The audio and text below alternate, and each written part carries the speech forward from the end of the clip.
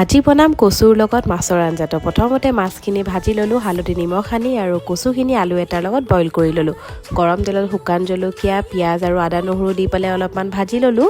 এইখিনিৰ পিছত জিৰা গুড়ি ধনিয়াৰ গুড়ি দি পেলাই অকণমান ভাজি লৈ তাতে নিমখো দি দিলোঁ আৰু হালধিও দি দিলোঁ। এইখিনি মছলা ভাজি লৈ মানে তাতে বইল কৰি লোৱা কচু আৰু আলুখিনি দি দিলোঁ। এইখিনিৰ লগত মছলাখিনি এতিয়া ধুনীয়াকৈ ফ্ৰাই কৰি থাকিম আৰু যেতিয়া মোটামুটি ফ্ৰাই হৈ যাব কাটি লোৱা কেঁচা জলকীয়াও 4-5টা দি পেলাই ধুনীয়াকৈ অলপ সময় ফ্ৰাই কৰি তাতে পানী ঢালি দিলোঁ। পানীখিনি যেতিয়া উতল আহিব তাৰপিছত আমি ইয়াতে মাছ কেইটুকুৰা দি দিম। আপোনালোকৰ ঘৰত যেইজন মানুহ সেই হিচাপত মাছ দি দিব। তাৰপিছত উতল অহাৰ পিছত যেতিয়া আঞ্জাখন অকণমান গোট খাই যাব তাৰপিছত আমি আঞ্জাখন নমাই দিম। আজি মই গৰম ভাতৰ লগত কচুৰ আঞ্জা দি মাছ, মেচকা টেঙা দি চিকেন, চিলি চিকেন আৰু বেঙেনা দি মাছৰ মাথা বনাইছিলোঁ, পুৰা বেঙেনা দি। তো যদি আজি ভিডিঅ'টো ভাল লাগিল লাইক এটা কৰি দিব আৰু ছাবস্ক্ৰাইব কৰি দিব।